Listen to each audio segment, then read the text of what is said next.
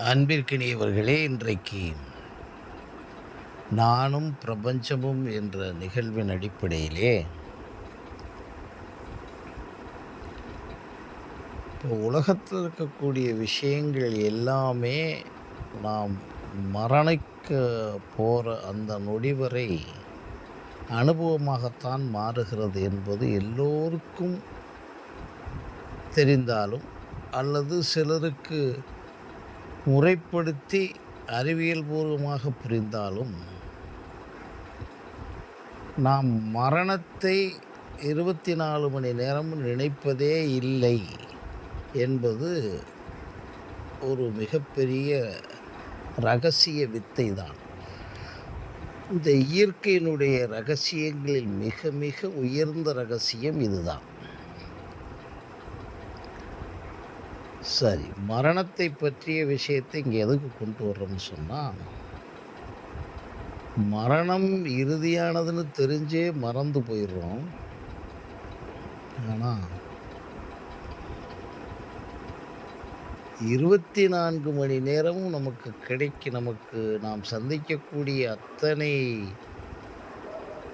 விஷயங்களையும் இன்பமாகவோ துன்பமாகவோ உணர்வதில் நம்ம மறக்கிறதே இல்லை. ஏனென்றால் நமக்கு ஒவ்வொரு நொடியும் நடந்து கொண்டிருக்கிற விஷயங்களில் மிக முக்கியமான விஷயம் பசி, பயம், வலி, பாசம். இந்த ஒவ்வொரு நொடின்னு சொல்கிறது நாம் தினந்தோறும் உணர்கின்ற ஒன்று. அதோடு காமம். இந்த 4 விஷயங்கள் ரொம்ப ஆழமாக நம்மளுக்கு தினந்தோறும் நடந்துக்கிட்டு இருக்க விஷயம் பசி. அதுவும் சில துளிகளுக்கு மணி நேரங்களுக்கு ஒரு தடவை நடந்துக்கிட்டு இருக்க விஷயம் பசி. அப்புறம் நாம் பயப்படுற விஷயம் சில நாட்கள் நடக்கும், சில நாட்கள் நடக்காது. இந்த 2 விஷயந்தான் ரொம்ப கம்பைன்டு ஃபோர்ஸாக ஒன்றுக்குள்ளேயும் வரும். நாம் ரொம்ப பயப்படுற விஷயம்னா நாம் ரொம்ப தூண்டப்படுற விஷயம், மிக மிக ஆழமான விஷயம், அடிப்படை விஷயம் பசி. அதற்கு அடுத்தாப்புல நாம் சேஃப்டியாக இருக்கணும்னு ரொம்ப ரொம்ப தீர்க்கமாக இருக்குது. எதை பற்றியும் பயம். அது எதை இருந்தாலும் வச்சுக்கணும். நம்ம வாழ்க்கையில் ஜெயிச்சுக்கிட்டே இருக்கமே, தோற்று போயிடுவோமேன்னு பயம், சமூகம் என்னமோ சொல்லி போடுவோம்னு பயம், அல்லது நமக்குள்ளே ஏதோ சேஃப்டியாக உடம்பில் பாதுகாப்பாக இருக்கணுன்றதுக்கு எவ்வளவு சேஃப்டியாக பயணம் பண்ணுவது எல்லாம் அது பயம். இப்படி ஒவ்வொன்றா பயமும் பசியும் அப்படியே கண்டினியூவஸாக போயிட்டுருக்கும். இது மாதிரி நாம் இந்த பசி, பயம், மற்ற 3 விஷயமும் விட்டுருங்க. நாம் ரொம்ப சிக்கலாக சிந்திக்கிறது இன்பமா துன்பமா. எதை எடுத்தாலும் அது சுயநலமாக இருக்கலாம், ஆசையாக இருக்கலாம், அல்லது பொய்மையாக கூட இருக்கலாம், அல்லது மூட நம்பிக்கையாக கூட இருக்கலாம். நம்ம ஒரு கடவுள் நம்பிக்கைன்றாங்கல்ல, அதில் என்னான்னே தெரியாது. ஆனால் அதை நம்புகிறோம் இல்லைங்களா? அதை நம்புறதில் எந்த இடத்துல போனால் நமக்கு நல்லது நடக்கும், நாம் சுகமாக இருக்கலாம், பொருளால் புகழால் எதை வச்சு அப்படின்னு நினைக்கிற அது ஒரு இன்பத்துக்கு தானே தேடி போகிறோம். இந்த சாமிகிட்ட போய் சொல்லிட்டா சரியாக போயிருந்து. அப்போ ஒவ்வொரு விஷயத்திலையும் இன்பத்தையும் துன்பத்தையும் மட்டும் நாம் ஃபீல் பண்ணிக்கிட்டே தான் இருப்போம். இப்போ காலையில் எழுந்தவுடனே இங்கே போகிறோம்னா எங்கே போகிறோம்? இதனால் நமக்கு ஏதாவது பயன். அதுதான் சுயநலம் தான். அதில் எல்லா விஷயமும் அது நமக்குரிய நம்மளுடைய பணத்துக்குரிய சுயநலம், பொருளுக்குரிய சுயநலம், நம்மளுடைய புகழுக்குரிய சுயநலம், பதவிக்குரிய சுயநலம், ஏதாச்சும் ஒரு ஃபார்மில் நமக்கு சுயநலம் இருந்துக்கிட்டே அப்படியே பண்ணும். இல்லைன்னா நம்ம போக மாட்டோம். 99% அதுக்கு எதுக்கு போணும்? இப்போ இப்போ பள்ளிகள்லாம் நடக்குது, கல்லூரிகள்லாம் நடக்குது. மாணவர்களுக்கு நம்ம சொல்லிக் கொடுக்க போறோம். நம்மல்லாம் ஆசிரியர்கள் சொல்லிக் கொடுக்க போறோம். அதில என்ன சுயநலங்கிறதுக்குன்னா, போனா தானே சம்பளம் கிடைக்கும். இப்படி அதாவது சம்பளம் கிடைக்கிறது தவறல்ல. இதுக்கு தானே போறோம் இல்ல. இப்படி ஒவ்வொன்னுக்குள்ளேயும் பாருங்க. எதுக்கு எடுத்தாலும் நம்மளுடைய ஒவ்வொரு மூவ்மெண்ட்ஸும் எதை நீங்க நினைச்சு பார்த்தாலும், அதில நமக்கு ஒரு ஒரு ஒரு கான்செப்ட், பர்ப்பஸ் இருக்கும். சும்மா போமாட்டோம்ல. பசி வந்த உடனே சாப்பிட போறோம்னா, அது என்ன இந்த உடம்ப மறுபடியும் நம்ம அனாவசியப்படுத்தாம, மயக்கம் வந்துராம, அல்லது பசினால ஒரு அல்சர் வந்துராம, ஏதோ ஒரு காரணம். இந்த உடம்புக்குரிய சுயநலம் தானே அது. அது கெட்டது, நல்லதுன்னு பேச வரல. அந்த ஒரு தூண்டல் வர்றதுக்கு காரணமே அதற்குரிய சுகம். உடலுக்குரிய சுகம், மனசுக்குரிய சுகம், எண்ணத்துக்குரிய சுகம், அறிவிற்குரிய சுகம். அப்புறம் நம்ம செஞ்சுட்ட ஒரு 4 பேர் கை தட்டிட்டாங்கன்னா அந்த சுகம். அப்புறம் சமூக சுயம். இப்படி எல்லாமே சுயநலம்னு கலந்தது தான் அந்த இயக்கமே. அப்ப தான் நீங்க இந்த பிரபஞ்சத்துடைய ரகசியங்கள ஒவ்வொன்னா பார்க்கலாம். அந்த சுயநலம் இருப்பது இல்லைன்னு சொல்லவில்ல. ஆனா, நாம எத நோக்கிக்கிட்டு இருப்போம்னா, நமக்கு வேண்டியது. அது அறமா கூட இருக்கட்டும். நான் சொல்றது கெட்ட விஷயத்துக்கு சுயமா இருக்கறதில்ல. பொதுவான விஷயத்துக்கே சுயமா இருக்கணும். ஒருத்தர் பெரிய கவிஞர் ஆயிட்டாருன்னா, அவருக்கு பொன்னாடை போர்த்தி ஒரு அங்கீகரிச்சாங்கன்னா, அவர் அதில பயங்கர ஆனந்தமாகுறார்ல. அவரால் பாராட்டப்பட்டவர், இவரால் பாராட்டப்பட்டவர், அந்த விருதை வாங்கியவர், இந்த விருதை வாங்கியவர். இதெல்லாம் மனிதனுக்கு செய்ய வேண்டிய விஷயமாயி, இன்னைக்கு ஒவ்வொன்னுக்குள்ளேயும் நம்ம உள்ள இருக்கோம். இவ்வளவு விஷயங்கள்லேயும் நம்ம ஏன் இன்பம், துன்பம் என்று பிரிக்கிறோமோ, இன்பத்தை மட்டும் தான் நோக்கியிருப்போம். 99.999 நமக்கு வேண்டியது கிடைக்கணும். அதில உடலால் ஏற்கனவே சொல்லிட்டேனே, அது எத்தனை வகையான சுகமும் இருக்கும். ஆனா, நாம செய்யத் தொடங்கும்போது அதில இது கலந்துரும். எங்க நாம மிஸ் ஆகும்னு சொன்னா, நம்ம செய்யக்கூடிய எந்த அணுவணுவான செயலுக்குள்ளேயும் எதுவரைக்கும் நம்ம செயல்படுவோம்னா, நம்மளுடைய அறிவின் துணையாக, நுண்ணறிவின் துணையாக, பகுத்தறிவின் துணையாக, நம்மளுடைய ஆற்றலின் துணையை வச்சுக்கிட்டு தான் நம்ம இயங்குவோம். இப்ப எனக்கு நடக்கவே முடியலைன்னா, நான் எப்படி ஒரு ஸ்போர்ட்ஸ்மேன் அது ஆக முடியும்? அல்லது ஒரு ஸ்பிரிண்டரா ஓட முடியும்? பட் இதுக்கெல்லாம் நமக்கு இன்பம் இருக்கா, இல்லையா அப்படின்னு சொல்றதுக்கு நமக்கு இன்பம் தான் வேணும். அதே மாரி இருள் சேர் இருவினையும் சேரா நிலையில இருந்து நம்ம செய்ய முடியாது. அப்படி கான்ஸ்டன்ட்டா ஒண்ணுமே இல்லாத ஒரு நிலையில இருந்து 24 மணி நேரம் பண்ணி, அப்படியெல்லாம் எல்லாரும் இருக்க முடியாது. அதில நம்மளுடைய ஞானிகள், ரிஷிகள் இருந்திருக்காங்க. அவங்க வாழ்ந்தது தான் அந்த வேர்டு. அத அவர் இருள் சேர் இறைவினையும் சேரா இறைவன் பொருள் புரிந்தார் மாட்டுன்னு வருது. அப்போ அவரோட அந்த அந்த அந்த ஸ்டேட்டஸில் இருக்க மனிதனை நீ பார்க்க முடியுமா? பார்க்க முடியாது.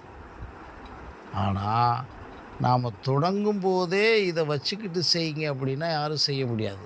2 இன்பமும் துன்பமும் சமமாக பார்த்து செய்கிறதுக்கு நீ ரெடியாகு அப்படின்னு சொல்லியெல்லாம் கோடிக்கணக்கான தத்துவங்கள் இருக்கு. ஆனால் ஒரு விஷயத்தை நம்ம புரிஞ்சுக்கிறோம். என்னன்னா, அறிவியல் பூர்வமா புரிஞ்சுக்கணும். ஒவ்வொரு செயலுக்குள்ளேயும் நீங்க ஒரு சில விஷயங்கள் அப்படியே கலந்தே தான் இருக்கு. நாம் அதுக்குள்ள போகாமே பண்ணிட்டுருப்போம். உதாரணமா, ஒவ்வொரு செயலுக்கும் காஸ் அண்ட் எஃபெக்ட் இருக்கு அதுக்குள்ள. அப்படி இல்லாத எந்த செயலும் இல்லை, நமக்கு தெரியாது. இப்போ நம்ம பிறந்தோம், இறக்க போகிறோன்ற ஒரு காசு இருக்கு இல்லையா? காஸ் அண்ட் எஃபெக்ட் இருக்கியா இல்லையா? இந்த உடம்பு அப்படியே இருக்க போதா 5000 வருஷம்? இப்படி ஒவ்வொரு அணு அணுவான இயக்கத்திற்குள்ளும் தண்ணி குடிக்கிறோம், காற்றை இருக்கிறோம், சாப்பிடுகிறோம். அது என்ன ஒரு பொருளாக மாறுது பாருங்கள். உள்ள அதுக்குரிய மாற்றங்களை உருவாக்குற ஒரு பொருள் வந்துடுச்சுன்னா காஸ் அண்ட் எஃபெக்ட் வந்துடுச்சு இல்லைங்களா? காரண காரியங்கள் அதுக்குள்ளே இருக்குது. அந்த காரண காரியங்களை தெரிஞ்சோம்னா அதனுடைய விளைவு தெரியும். அந்த விளைவு இந்த காரண காரியங்களினால்தான் இந்த விளைவு. இதே மாதிரி தான் ஒவ்வொரு அணுவணுமான உங்களுடைய இன்ப துன்பத்துக்கு காரணம் பூரா தான். அந்த காரணம் என்ன, காரியம் என்ன, ஸ்பேஸ் அண்ட் டைம், அதுக்குரிய காலம் என்ன, அதுக்குரிய இடம் என்ன. ஒவ்வொரு அணுவணுவான செயலுக்குள்ளேயும் இந்த நாளும் அப்படியே விளையாண்டுக்கிட்டே இருக்கும்.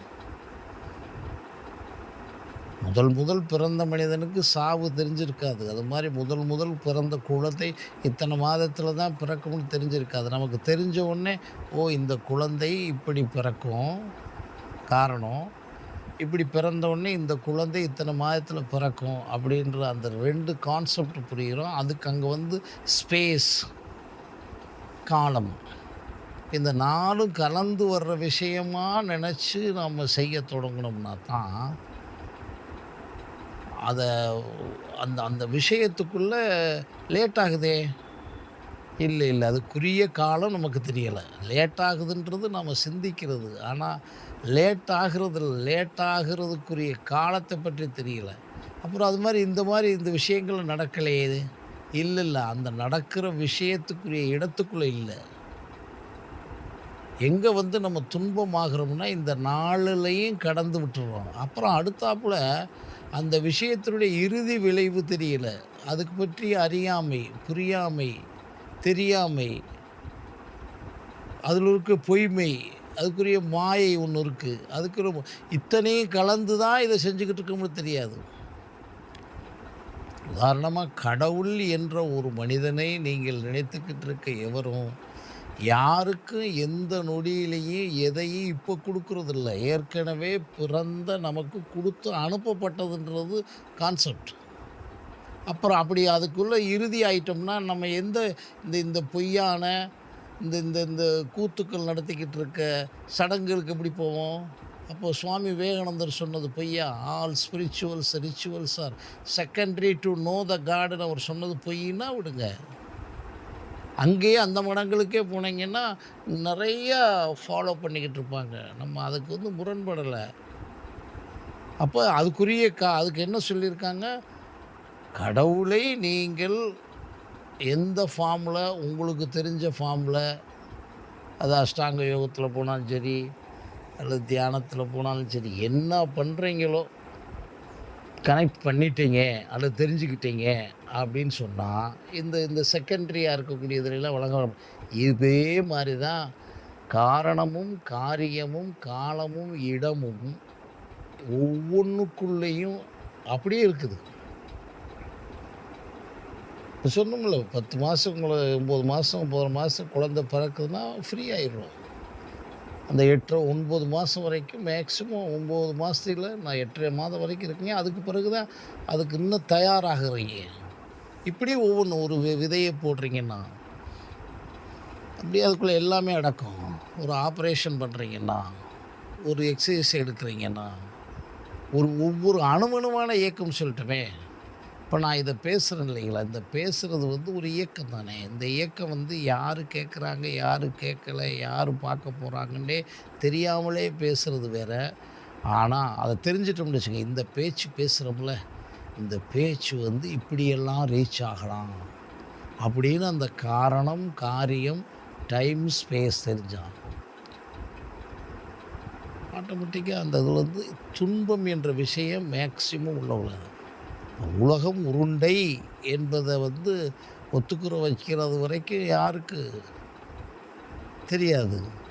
ஆனால் உலகம் உருண்டைன்னு தெரிஞ்சவொடனே இப்போ எல்லோரும் ஆஃப் ஆகிக்கிறோம்ல. மரணம் என்பது இறுதின்னு சொன்னே ஆஃப் ஆகிக்கிறோம்ல. முதுமை என்பது தெரிஞ்சவொடனே ஆஃப் ஆகிக்கிறோம்ல. எல்லாம் இப்படி இதே மாதிரி ஒவ்வொரு காரியத்துக்குள்ளேயும் இந்த 4ம் தெரிஞ்சதோட உங்களுக்கு தெரியலைன்னா நீங்கள் அறியாமையில் இருக்கீங்க. அப்போ அந்த அறியாமை, புரியாமை, முயலாமை, இல்லாமை, பொய்மை, மாயை, மூடநம்பிக்கையும் இதுக்குள்ளே நீங்கள் வச்சுக்கிட்டு இருக்கீங்க. எப்போ துன்பம் எனக்கு வந்திருக்குன்னு சொன்னா அப்படின்னா. அப்புறம் இன்னொரு விஷயம், உங்களை இடிக்கிற விஷயம் வந்து சாய்ஸும் சொன்னது மாதிரி, வள்ளுவன் சொன்னது மாதிரி, உண்மை, அன்பு, அறம், தர்மம், கருணை இந்த 4 எதுக்குள்ளேயும் சேரலையோ அங்கே பூரா உங்களுக்கு துன்பம் தான் வந்து இறுதியில் முடிக்கும். ஆமாம்மா, நீங்கள் வந்து காசு கொடுத்தா தான் படிக்க வைக்கிறோம்ன்றீங்க. காசு கொடுக்காமே படிக்க வச்சுருக்காங்க. அப்போது அந்த கல்வியை விற்க ஆரம்பிச்சிட்டோம்லே நம்ம. அது எந்த காரணமும் சொல்லிக்கிட்டுருங்க, அங்கே துன்பம் வரத்தான் செய்யும். ஏன்னா அங்கே அறம் தழுவுறோம், நழுவிடுறோம். ஸோ இந்த காஸ், எஃபெக்ட், காரண காரியம், ஸ்பேஸ், டைம், காலம், நேரம், இது காலம், இடம், அதுக்கு பிறகு அதுக்குள்ளே இருக்க அறம், அதுக்குள்ளே இருக்க உண்மை, அதுக்குள்ளே இருக்க அன்பு, எல்லாத்துக்குள்ளேயும் இருக்குது. எல்லா ஒவ்வொரு நொடியிலையும் நீங்கள் உண்மையோடும், அன்போடும், அறத்தோடும், சத்தியத்தோடும், கருணையோடும், இரக்கத்தோடையும், இந்த காரண காரியத்தோடையும், இந்த தெரிந்து கொண்டு, இந்த ஸ்பேஸ் டைம் தெரிஞ்சு கொண்டு, உங்களுடைய மனச்சாட்சியோடு இருந்து கொண்டு நீங்கள் செயல்பட்டு பாருங்கள். துன்பம் என்பதை விளையாட்டாக எடுக்க சொல்லுவார். சாய்ஸை சொன்னது மாதிரி ஈஸியாக எடுத்துக்கிருவீங்க. வள்ளுவன் சொன்னது மாதிரி இடும்பைக்கு இடும்பை படுப்பர் வந்துடும். சரி, அப்படி சொல்லிட்டோமே, இப்போ எனக்கு இடும்பை வராது கிடையாது, வரும். இது தானே, இது ஒரு இதுக்கு நடந்த இது அப்படின்ற கரெக்ட், அங்கே தான் அறிவியல் வரும். ஆமாம், இது வந்து ரொம்ப வருஷம் கழிச்சு தெரிகிறதுன்றது தான் உண்மை. அப்போ துன்பம் என்பது இருந்துக்கிட்டே இருக்கதான் நீங்கள் நினச்சிக்கிட்டு இருக்கீங்க. துன்பம் வந்து இதெல்லாம் ஒரு இயக்கத்துக்குள்ளே இருக்குது, காஸ் அண்ட் எஃபெக்ட் மற்றதெல்லாம் சேர்ந்து இருக்குதுன்னு நினச்சி அதை கொஞ்சம் உள்ளே போய் ஏன் கிடைக்கல, ஏன் இப்படி நீ தடுமாறுற, ஏன் நடக்கலை, ஏன் உனக்கு வந்து துன்பம்ன்ற, அங்கே தான் உனக்கு வந்து அந்த அறியாமையை பயன்படுத்தின பசங்க தான் இந்த குரூப்பு பூரா இப்போ உங்களை வச்சு ஆட்டி படைச்சிக்கிட்டு இருக்கான் பாருங்கள். கோடிக்கணக்கான விஷயங்களை சொல்லி இதை செஞ்சால் அது வந்துடும், அதை செஞ்சால் இது வந்துடும், இதை செஞ்சால் அது வந்துடும், இதை செஞ்சால் அது வந்துடும் அப்படின்னு அவன் மட்டும் சுகமாக இருக்கக்கூடிய விஷயம். அது ஏமாற்றிக்கிட்டு இருக்கான்னு நான் சொல்கிறதுக்கு இல்லை. நீங்கள் இந்த இந்த இந்த எல்லா விஷயமும் இதுக்குள்ளே இருக்குன்னு உட்காந்து படுத்து 1 மணி நேரம் வண்டி ஓட்டுறோம், ஏதோ ஒரு தடை நடந்துக்கிட்டு இருக்குது, கடன் வாங்கணும், சிக்கலாக இருக்குது. கடனை வாங்கினே இல்லை, நீ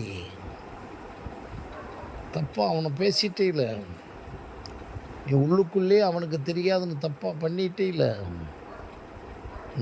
இந்த விஷயமெல்லாம் நம்ம பண்ண எந்த நேரமும் சஃபரிங்ஸ்ன்றது இருந்துக்கிட்டே தான் இருக்கும். அதிலிருந்து இதுகளையெல்லாம் கலந்து வெயிட் பண்ணி காத்திருந்து நாம் சரியாக அதை உணர்ந்து செயல்பட்டுக்கிட்டு இருக்கோமா அப்படின்றத மேக்ஸிமம் பண்ணும்போதும், அப்படி ஏதாச்சும் வந்தாலும் அது பூரா நமக்கு அனுபவத்துக்குத்தானேன்னு எண்ணத்தால் எரித்து மேக்ஸிமம் செஞ்சுக்கிட்டே இருந்தான் மினிமம் இந்த அனாவசிய துன்பங்கள்லேருந்து வெளியே வரலாம் என்பது என்னுடைய சின்ன கருத்து.